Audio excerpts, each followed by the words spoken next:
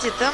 Това донесе 11-то място във временното класиране на ансамблът на Гърция, който допусна много грешки по време на своето първо изпълнение на световното първенство с 5 ленти. Сега един ансамбъл, който е с претенции за челно класиране, ансамблът на Украйна. 3 обръча и 4 бухалки. Ансамблът на Украйна пети от световното първенство преди 2 години.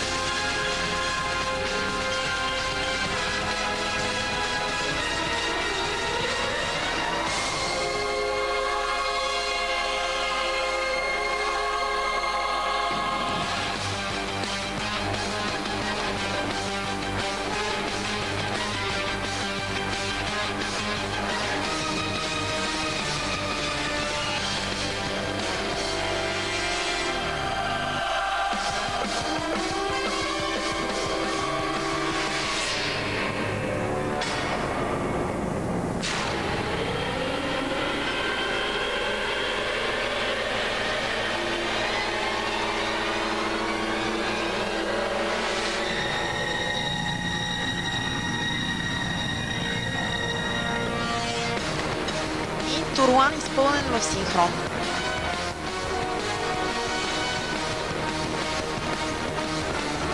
Поредни интересни размени на уредите.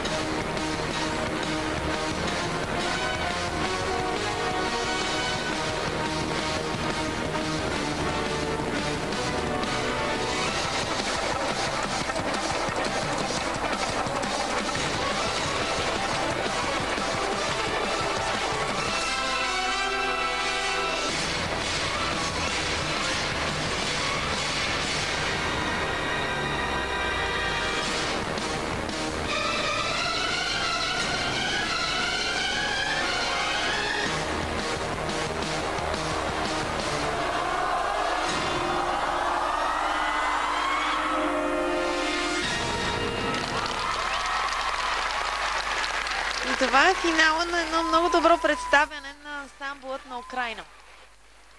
Изключително крехки изглеждат състезателките в тези черни клинове, но като цяло екипът е впечатляващ. Изпълнението също. Нямаше видими груби грешки.